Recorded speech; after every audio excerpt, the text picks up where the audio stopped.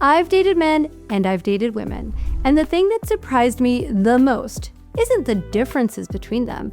It's actually about how much folks giving advice on the internet are just straight up wrong about women. And I don't say that as someone who read about it or even as just a woman myself, but as someone who has been the person pursuing a woman, trying to figure out what she wants, navigating uncertainty, making the first move, all of it. I have been on your side of the table, and let me tell you, it is not what you think. So today I'm going to walk you through the 5 stages of dating and tell you what I learned from experiencing both and why I think you should change the way that you think about the women you're dating. Stage 1, attraction.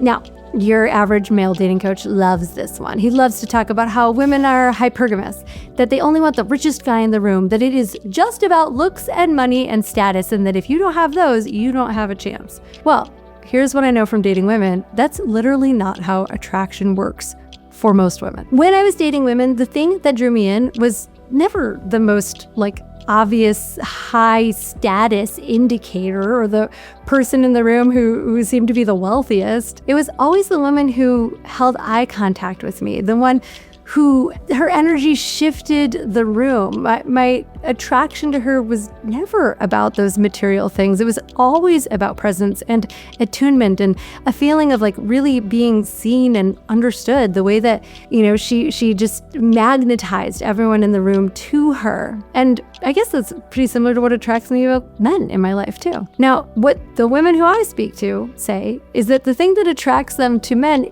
is really the same thing. It's not about their jawline or their watch. It is about their ability to make you feel like you're the only person in the room. Now, these guys will tell you that attraction is just a spreadsheet with a predictable response, and it's not. It's a nervous system response. And the ones who do well are not the guys who are out here gaming their stats or looks maxing. They're the ones who have learned how to be present and actually attract a person in person.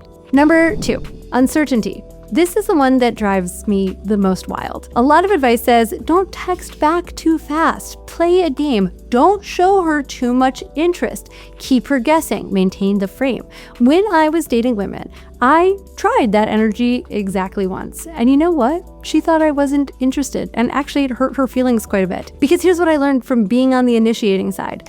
Uncertainty isn't exciting for women. It is exhausting. It puts us in a place where we don't feel safe. And yes, many of us don't feel safe and read that as attraction or go towards that. But that doesn't mean that it's a good thing. When I was the one who was pursuing, I couldn't tell necessarily if she liked me back. And that didn't make me healthily want her more. That made me anxious. But the effect that it has is having us perform instead of connect. And this is what women are feeling when men play it cool. This is what's happening when she's trying to decode your text with her friends. It's not because she's intrigued, it's because she is stressed. And honestly, if you plan on loving this person or you care about her at all, why would you go for a seduction style that makes her feel stressed? The men who think that withholding creates attraction are confusing anxiety with desire. They feel different in the body and they lead to very different outcomes.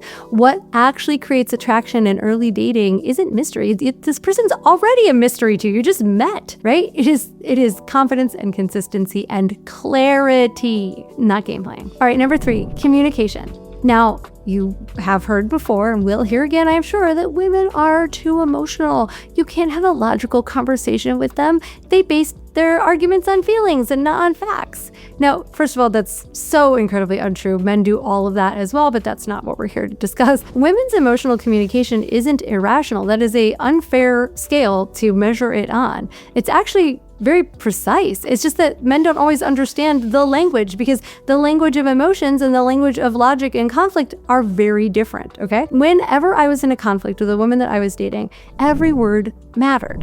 She was tracking the subtext of what I was saying and not just the surface. It required for both of us to have a lot of emotional fluency in order to meet each other. She expected me to say what I mean and mean what I say. And yeah, that is hard. But that is just what mature adults do. If you can let a woman bring that into your life, there is so much richness, but it does stand on the other side of work. And that, I think, turns a lot of boys off. And then one other thing that I definitely experienced while dating women is the response of it's fine. When she says it's fine and it's clearly not fine, she isn't being irrational. What she is trying to tell you is that your words and your energy don't match, and she can't stomach the misalignment. And that is because she's emotionally intelligent enough to notice. And most of us, when we get that like it's fine response, it's because what we're saying and what we're doing are inconsistent with each other in some kind of way. And both parties haven't figured out how to actually have the conversation about the conversation, like the thing that is actually underneath everything. So it's really comes from a lack of exploration and excavation around the conversation. All right, on to for intimacy. Now, there is an idea that floats around the internet that women withhold sex for power, which also, so fucked. This relies on you believing that all of women's power is in sex. And if you believe that, then you're not really looking for a relationship. You are looking for a sex worker, and you should go see a sex worker, and you should pay her, and you should tip her, and you should treat her exceptionally well. But that is not what a romantic relationship is based on. In fact, that places sex as strictly transactional, something that women do to get stuff out of you, to manipulate you. But dating women changed my perspective on this entirely. I understood that on a visceral level, desire isn't just a switch that turns on and off, or that we can use to manipulate or not. It actually comes entirely from safety and emotional closeness and from feeling genuinely wanted. And I know that on my side, right? Because I am a woman, but it was really cool to experience that on her side. And the cool thing about that was that even when our desires weren't perfectly lined up, we found really gentle and intentional ways to get there, to get to each other's headspace, to get on the same level of desire. And when the women that I was seeing didn't want to be intimate with me, I got that it wasn't because they were withholding, they were trying to manipulate me, it's because the conditions weren't right. And here's the part that I really want men to hear. When she says something along the lines of that she needs to feel connected first before she can be intimate with you, that is not her putting up a barrier or a wall. That's actually her handing you the map. That is her saying, here is how to get to the thing that we both want.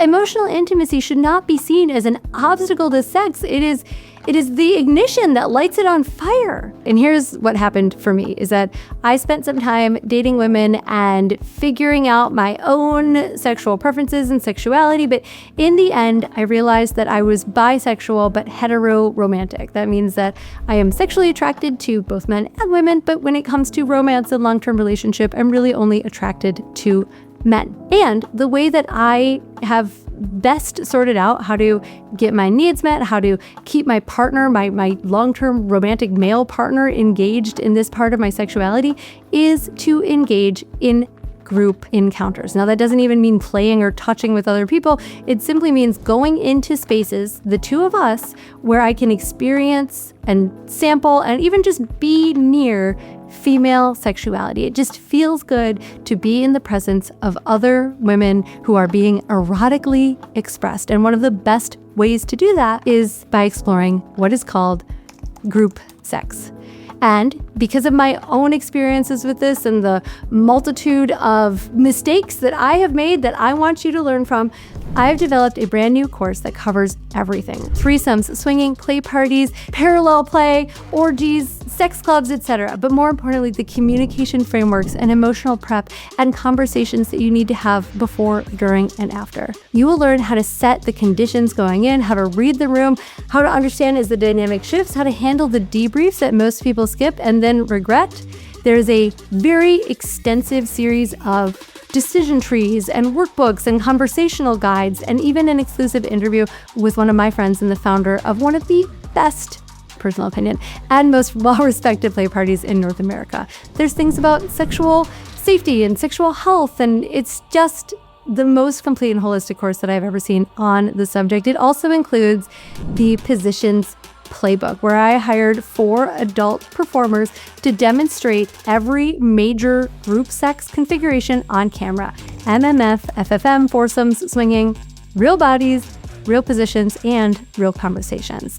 The link for that is in the description. Please go and check it out. It comes with a 90-day money-back guarantee. So even if you just want to sample and see if that world might be for you and your partner, or you as a solo guy, and how you want to navigate it, go check out the course. I think you'll be very excited by what you see. And if you're not, I will happily send you your money back. Number 5, commitment.